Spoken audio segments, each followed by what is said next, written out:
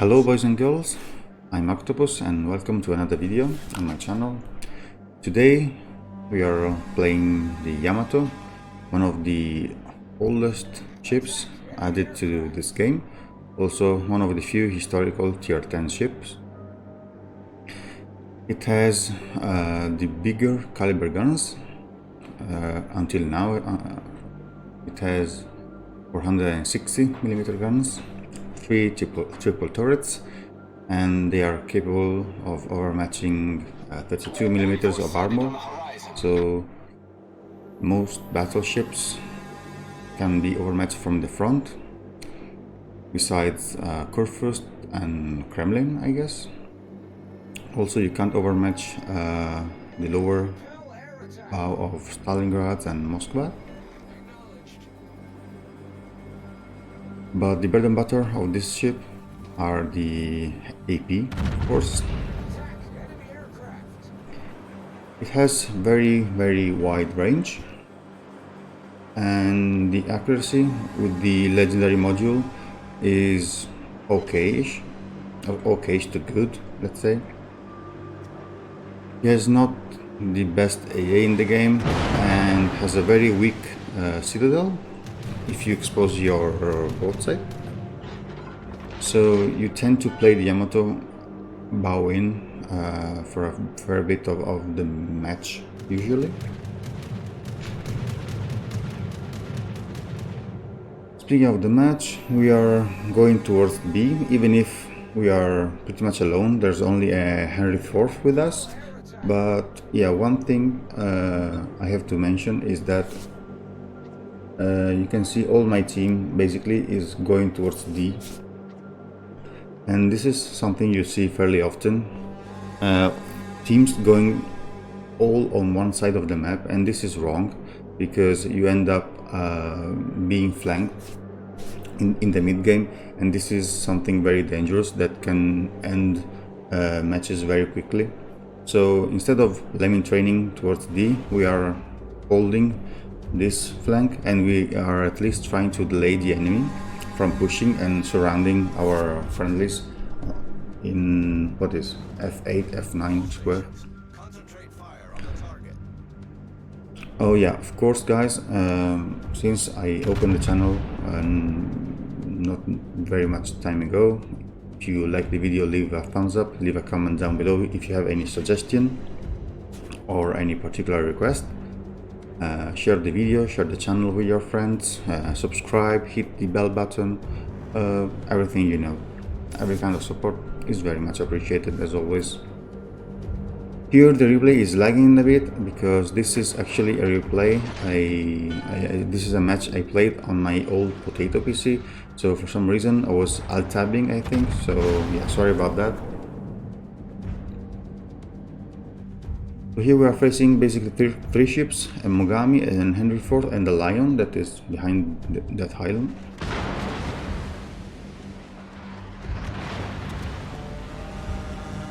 So we try to angle against the Lion that we can't see it right now. Also there's a Republic firing at us from max range basically.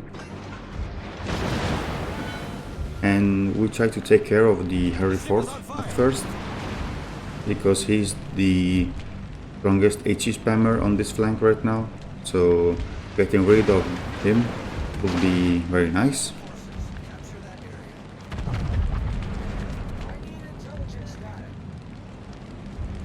Seems he doesn't have the camo on, so this is a big mistake, because not only not having the camo nerfs your concealment, but also favors the enemy dispersion of the shells shot at your ship.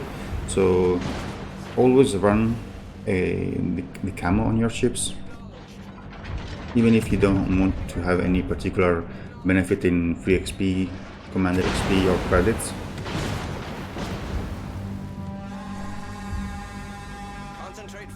This Henry is playing bow in instead of kiting away from us. This is a mistake because he is favoring us basically. Even if Henry IV armor is trolly because it has this spaced armor that tends to end up eating a lot of overpens instead of full pens or citadels. but yeah, at some point you will eat some pens and citadels, so instead of moving towards the enemy, you should kite away if you can.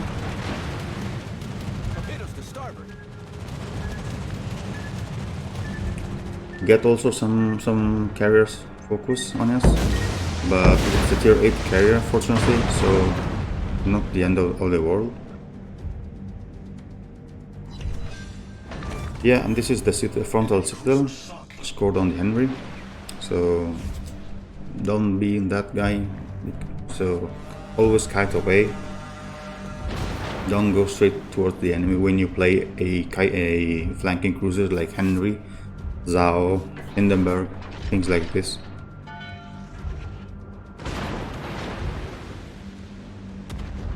You can see our friendly Henry is playing the correct way. He's reversing towards the enemy instead of going nose in. This Mogami showing full broadside. I think I shot a little bit too high here, and yeah, I end up dealing only 4 overpens and a pen. This could have been a devastating strike if I aimed correctly.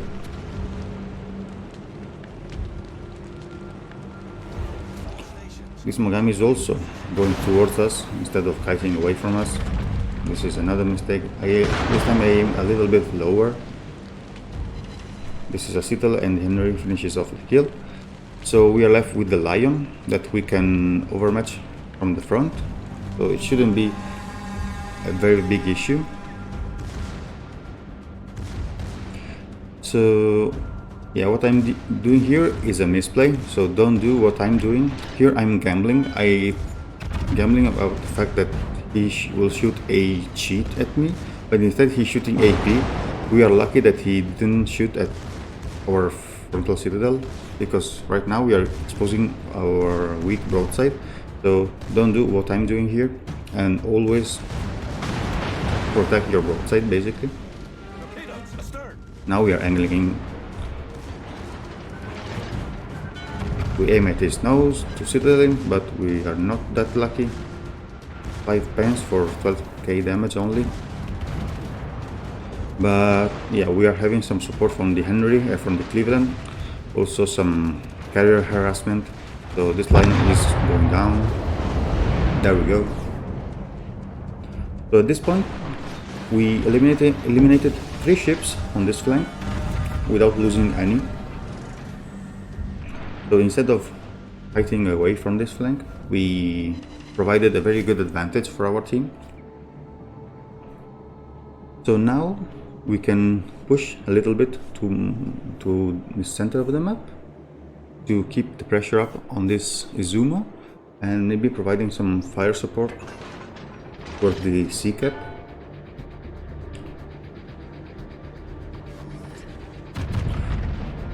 We are shooting the Republic. Republic is also one of these ships that have a turtleback, so it is hard to citadel it, especially from mid-range.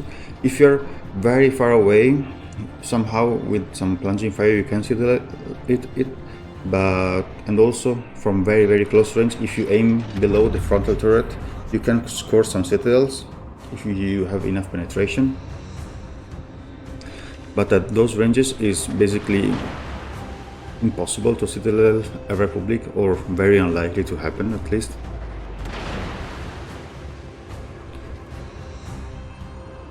So here we see a Seattle that is a radar cruiser. It should be our primary target, so we can free our daring from the radar pressure, but he goes undetected, so we switch back to the Republic.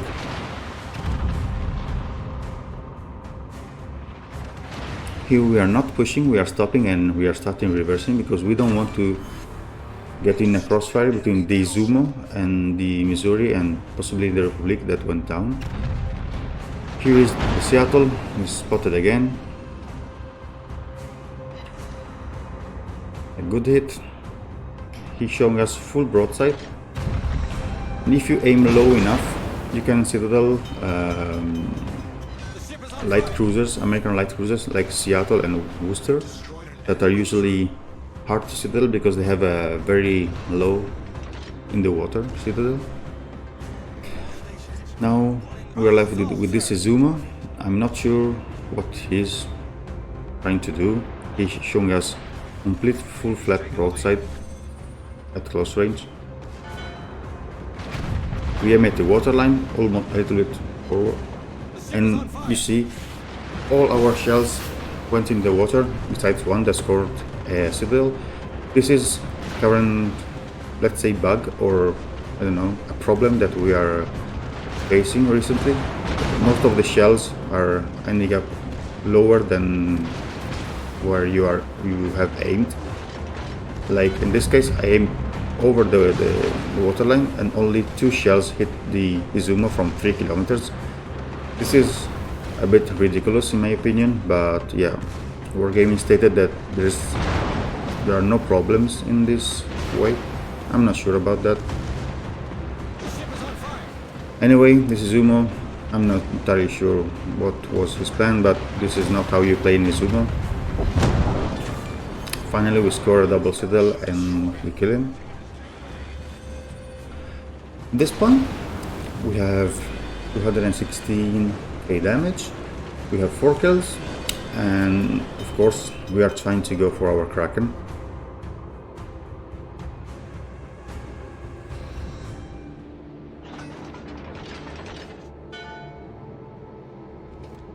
Our closest target is this Ibuki.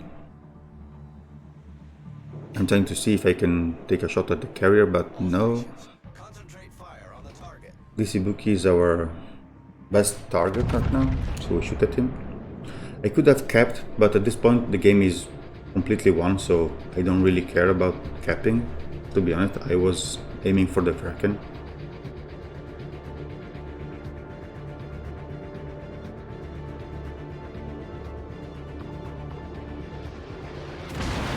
So the Yamato should be played like this. You stand on a flank, you tank when you have to tank, you slowly push and don't overextend, because once you engage in the Yamato, it's very hard to disengage from the enemy because it is sluggish and it has this very weak broadside that can be punished very easily if you misplay and the enemy can aim correctly. So instead of turning, you should reverse bow in those situations. We take a shot on the booking, and this seems our Kraken. So here we have the results. We end up with 221k damage, Confederate, Fireproof, Dreadnought, Kraken Unleashed, and High Caliber. We also assisted in the capture. We scored almost 2.7k basic XP. We were first in the team by a bit. We tanked 2.2 million potential damage. This is not that great number, it's good, let's say. We received 135k damage, which can be a little bit higher sometimes. Of course, all the damage came from our AP, and the damage distribution is quite well spread. And the earnings are okay-ish. Here I was running the Zulu flag also, for some reasons. And yeah, these are our final results. So here we are with our modules. Of course, run premium consumables, and I personally prefer the spotter aircraft over the fighter on the Yamato, because sometimes you have to blind fire in smoke, and or also if you have to get better vision over islands, I think spotter aircraft is a better choice. Upgrade wise, if you have it from this extends your damage control party consumable duration. If you don't have this, I really don't know. It's up to you what upgrade you choose. I would probably go for main battery, survival.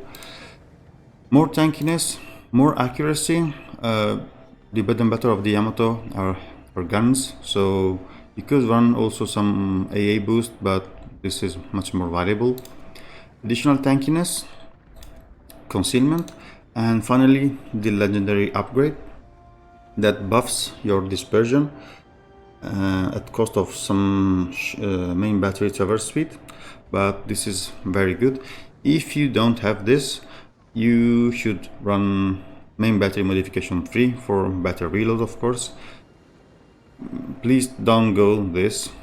You don't need a Yamato that can shoot at 30 kilometers of range. You will not hit anything, most likely. Captain skills. Of course, if you have it, you should run Yamato Isoroku, because especially on Yamato is very good because it has this enhanced expert marksman perk. If you don't, well, the captain skills are basically the same.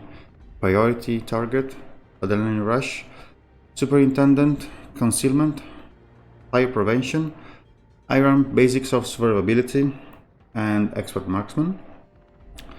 Here there is some kind of flexibility. If you don't want this, or if you don't want superintendent, you can switch one of these two for something like high alert, or maybe jack of all trades, which is even better, and maybe expert loader. This is up to you. I find this build to work fine for me. Don't bother specking for AA, since Yamato AA is not that great to begin with, and also the AA was very much nerfed recently with the recent patches.